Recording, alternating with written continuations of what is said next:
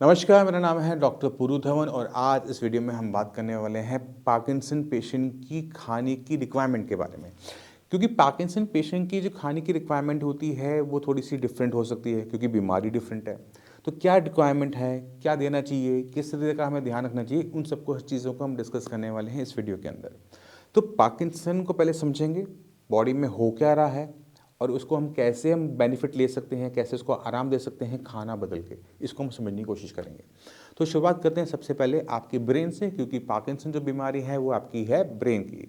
Brain के अंदर आपको शायद पता हो ना पता हो, बट ब्रेन के अंदर बहुत करोड़ों संख्या के अंदर न्यूरॉन सेल्स होते हैं। ये न्यूरॉन सेल्स हमेशा फायर करते रहते हैं, जैसे आप स्क्रीन पर देख पा रहे हो, फायर कर रहे हैं, लाइट्स आ रही हैं, चल रही हैं, बुझ रही हैं, है ना। ये लाइट नहीं है, ये इलेक्ट्रिसिटी है। अब पार्किंसन पेशेंट के ब्रेन के अंदर यही जो फायरिंग होती है ना, ये स्लो डाउन होनी शुरू हो जाती है। यही जो न्यूरॉन सेल हैं ये वीक होने शुरू हो जाते हैं, जिसकी वजह से हमारा जो ब्रेन है वो डेटोरेट करना स्टार्ट करता है। और जब हमारा ब्रेन डेटोरेट कर रहा है तो वो एक केमिकल नहीं बना पा रहा है जिसका नाम है डोपामिन।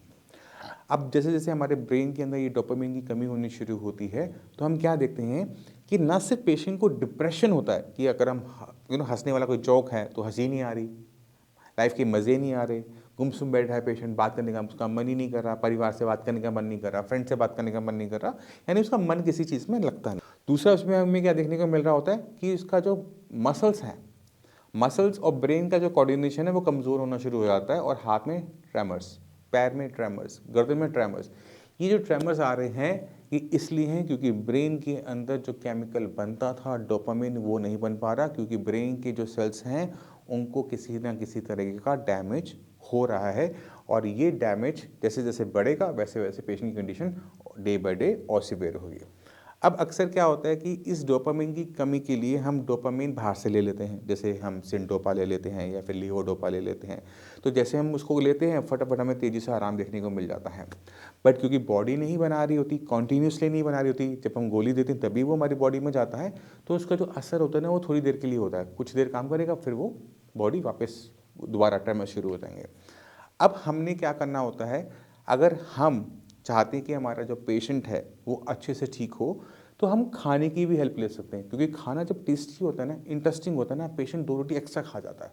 और पेशेंट जब 2 रोटी एक्स्ट्रा खा रहा है तो उसकी बॉडी में प्रोटीन ज़्यादा जा रहा है, कार्बोहाइड्रेट ज़्यादा जा रहे हैं, विटामिन ज़्यादा जा रहे हैं, मिनरल ज़्यादा जा रहे हैं।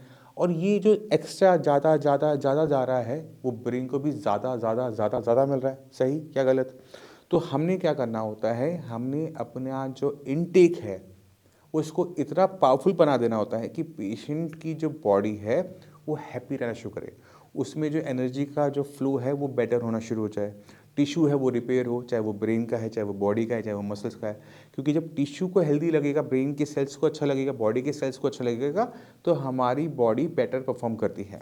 और जब भी हमें कभी भी फिजिकल कोई दिक्कत होती है तो हम मेंटल हेल्थ पे भी ध्यान देते हैं, और जब हमें कभी मेंटल हेल्थ की दिक्कत होती है तो हम फिजिकल हेल्थ का भी ध्यान देख के चलते हैं, क्योंकि ये दोनों आपस में को रिलेटेड हैं। ठीक है, तो हम क्या करेंगे कि हम अपनी डाइट को बदलेंगे। डाइट को हम कैसा करेंगे? डाइट को हम rich in protein, rich in vitamin, rich in mineral करेंगे। अब सवाल ये उठता है कि हम इसे करें तो करें कैसे, और क्या खाएं और क्या ना खाएं।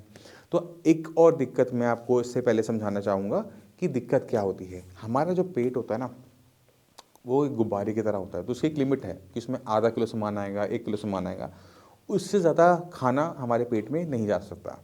तो कुछ लोगों का पेट ना जल्दी भर जाता है, 1 रोटी खाई भर गया, आधी रोटी खाई भर गया। ऐसे लोगों के अंदर दिक्कत क्या होती है कि patient day by day weak होते चले जाते हैं। तो हमें सबसे पहला काम क्या करना होता है, वो है भूख को खोलना। मतलब भूख ऐसी होनी चाहिए राक्षसों वाली कि खाना आ जाए हम सब कुछ खा जाएंगे, 4 रोटी 10 रोटी हम सब खा जाएंगे। तो हमें पहले काम एपेटाइट को खोलने का होता है। इसके लिए हमें थोड़ी सी मेडिसिन का शुरू में यूज़ लेना पड़ता है, 1-2 महीने के बाद हमें उसको देना नहीं पड़ता, क्योंकि पेशेंट अब यहाँ पर एनर्जी को गेन करके एक्सरसाइज करना शुरू कर देता है। तो शुरुआत में हम मेडिसिन का यूज़ करेंगे, बाद में हम एक्सरसाइज का यूज़ करेंगे।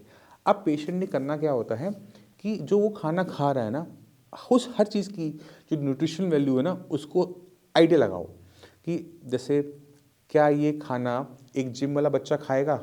जैसे अगर हम एक प्लेन रोटी खाते हैं तो उसकी ताकत रोटी जितनी है, बट अगर मैं उसी आटे के अंदर पालक को, चुकंदर को, मेथी को साथ में गूँथ दूंगा तो उसकी ताकत बढ़ी या घटी? बढ़ गई ना। तो हम क्या करते हैं, हम कोई भी प्लेन रोटी खाना बंद कर देते हैं। हम चुकंदर की रोटी, पालक की रोटी, मेथी की रोटी, दाल की रोटी, कोई भी खाओ, बट उसमें किसी न किसी वेजिटेबल को आप गूँथ के लेना स्टार्ट करो। इससे आपकी जो बॉडी में जो खाना जा रहा है, न्यूट्रिशन वैल्यूज़ जा रही हैं, वो थोड़ी ज़्यादा चली जाती हैं। फ़ायदेमंद है ना? इसको हम लेंगे। दूसरी चीज़ हम क्या करेंगे, हम जो चीज़ों से कुछ चीज़ों से बचते हैं, जैसे मैं पराठे नहीं खाऊंगा, पराठे से ये हो जाता है, पराठे से वो हो जाता है। अगर एक आपका पेशेंट खाना नहीं खा रहा, उसे खाना टेस्टी नहीं लग रहा, तो आपने ध्यान क्या देना है कि वो खाता क्या है। अगर उसे पराठे पसंद है, गाजर, मूली, प्याज का, गोभी का, आप उसको दो, क्योंकि अगर वो नहीं खाएगा तो दिक्कत ज़्यादा है। आपको उसके तलने से दिक्कत है, आप तलो मत, उसमें घी तेल मत लगाओ, आप उसे सूखा बना लो, चाय के साथ दे दो, है ना, दाल के साथ दे दो। तो ऑप्शंस बहुत सारे हैं, बट आपको पूरा का पूरा उसको बाहर करने की ज़रूरत नहीं है, क्योंकि जब हम पराठा बनाते हैं तो सब्जी होती है, उसमें कोई घी तेल नहीं होता है, आटे का पेड़ा होता है, उसमें घी तेल लगेगा नहीं लगेगा वो मेरी चॉइस होती है। तवे पे जब उसको हम रखते हैं बेल कर, तो उस पर घी तेल लगाना नहीं लगाना फिर से वो मेरी चॉइस है, हम नहीं लगाते, हम उसे थोड़ा सा ड्राई बना लेंगे। जब हम उसे उतारेंगे उसके ऊपर हमने वाइट बटर रखना है, मलाई रखनी है, घी रखना है, फिर से मेरी चॉइस है। तो अगर हम पेशेंट हमारा वीक है, कमज़ोर है, दांत नहीं है, तो उसे घी भी लगा के दो। अगर पेशेंट मेरा बहुत हेल्दी है, भारी है शरीर से, तो उसे घी तेल मत लगा के दो। बट खाना यानी आटा और सब्जी, चाहे वो पराठे फॉर्म में हो, चाहे वो रोटी सब्जी की फॉर्म में हो, पेशेंट की बॉडी में जाने दो। एक और चीज़ बहुत अच्छा काम करती है और वो है सूप्स। अब हमारा जो पेट है, मैंने आपको बताया ना, उसकी एक लिमिट है भरने की, बट हम लिक्विड जितना मर्जी पीना चाहें पी सकते हैं, क्योंकि लिक्विड एब्जॉर्ब अच्छा हो जाता है। तो हम क्या करेंगे, पेशेंट को चुकंदर का, पालक का, चने के साथ या फिर मूंग की दाल के साथ सूप बना के देंगे। क्यों सूप बना के देंगे? क्योंकि सूप के अंदर जो न्यूट्रिशन वैल्यू है वो तो पेट में चली गई, बट उसने पेट तो भरा नहीं, पेट तो फिर खाली रह गया। उसके बाद मैं दोबारा से रोटी खा लूँगा, रोटी तो जितनी मैं खा रहा हूँ उतनी ही खाऊंगा, सूप तो मेरा एक्स्ट्रा हो गया। जैसे दिन में आप 2-3 बार चाय पी लेते हो, वैसे दिन में 2-3 बार अगर आप सूप का इंटेक करते हो, तो सूप और चाय में कौन सा बेटर है? सूप। तो इस सूप का यूज़ करके हम अपनी बॉडी के अंदर विटामिन, मिनरल्स, प्रोटीन की जो लैंडिंग है, मतलब इनटेक, वो बढ़ा लेंगे। तो अब बॉडी क्या करेगी, इसको रिस्पॉन्ड करेगी, अच्छा प्रोटीन आ रहा है, अच्छा विटामिन आ रहा है, अच्छा मिनरल, अच्छा इसका क्या करूँ, चलो हम एक काम करते हैं, बॉडी को ना अच्छा करना शुरू कर देते हैं। तो बॉडी अपने आप को रिपेयर करना शुरू करती है, बॉडी में एनर्जी का फ्लो अच्छा होना शुरू हो जाता है। अब बस आपने ये गलती नहीं करनी कि आप बस बैठे रहो, क्योंकि जब आप अपनी डाइट को बहुत अच्छा करते हो ना, तो इस खाने को आपको एक्सरसाइज करके निकाल देना होता है। अब जब मैं बोलता हूँ एक्सरसाइज, पेशेंट कहता है यार मेरी बॉडी में तो दम ही नहीं है, मैं एक्सरसाइज कैसे करूँ? कुछ नहीं करना, आपने आपने मैक्सिमम वॉक करनी है, दिन में जितना हो सके चलो। अगर आपसे अकेले नहीं चला जाता, आप किसी का सहारा लेके चलो। अगर आपको लगता है कि ओके ठीक है मैं खुद चल सकता हूँ, तो वॉकर लेके चलो, गिरने का डर है तो आपको बस एक काम करना है, वो है maximum to maximum walk, walk और वॉक। क्यों? क्योंकि जैसे जैसे आप वॉक करते चले जाओगे, आपकी बॉडी में एनर्जी का फ्लो बदलता चला जाएगा। फिर धीरे धीरे मन करेगा या थोड़ी सी एक्सरसाइज और बढ़ा लेते हैं, थोड़ी सी हम स्ट्रेचिंग कर लेते हैं, थोड़ी सी योगा कर लेते हैं, थोड़ा सा अनुलोम विलोम करते हैं। क्यों? क्योंकि ये बॉडी के अंदर जो एनर्जी का फ्लो है, जो चेंज हुआ है खाना करने से, थोड़ी सी वॉक करने से, वो आपसे अपने आप करवाएगा, क्योंकि आपको वो एनर्जी फील हो रही होगी कि मैं पहले से बेटर होता जा रहा हूँ। और यही तो हमें चाहिए था। जब हमें बॉडी को अच्छा लग रहा है, तो बॉडी को क्यों अच्छा लग रहा है? क्योंकि ब्रेन इसको अच्छा फील करवा रहा है। और जब हमें अच्छा फील होता है तो क्या रिलीज होता है? डोपामीन। और डोपामीन तो हम बाहर से खा रहे थे। जब मेरी बॉडी खुद ब खुद अच्छा फील करना शुरू कर देती है, डोपामीन मेरी बॉडी में सेल्फ निकल रहा है, तो मुझे डोपामीन की टैबलेट्स लेने की ज़रूरत है नहीं है। क्यों? क्योंकि मेरा काम तो अपने आप बॉडी कर रही है, जैसे पहले करती थी। और यही इसका ट्रीटमेंट है, यही इसका सही तरीका है। तो आपको ना सिर्फ मेडिसिन पे डिपेंडेंट हो पड़ता है पार्किंसन पेशेंट में, कुछ टाइम के लिए ज़रूर होंगे, पुश करेंगे ब्रेन को, मगर जो मेन इंपॉर्टेंट चीज़ें होती हैं वो है आपकी एक्सरसाइज, वो है आपकी डाइट। अगर आप अपनी डाइट एक्सरसाइज को सुधार लेते हो, तो जो आपकी बीमारी बढ़ रही है, कम से कम वो बढ़ना रुक जाती है। जब आप अपनी बीमारी को बढ़ना रोक लोगे ना, तो उसे रिवर्स करना भी आपके लिए आसान होगा।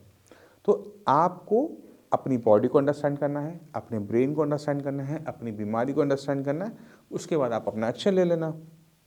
तो मैं उम्मीद करता हूँ इस वीडियो से किस तरह से आप अपने खाने पीने को थोड़ा सा बदलाव कर थोड़े से चेंजेस लाकर कैसे आप पार्किंसन को हरा सकते हो, वो आपको पता लगे होगा। फिर भी माइंड में कोई भी डाउट है, कुछ भी पूछना चाहते हो, मोस्ट वेलकम है, आप आके मिल सकते हो। इसी के साथ आप सभी से मैं चलने की आगे चाहूँगा। मिलते हैं अगली वीडियो में, तब तक के लिए नमस्कार।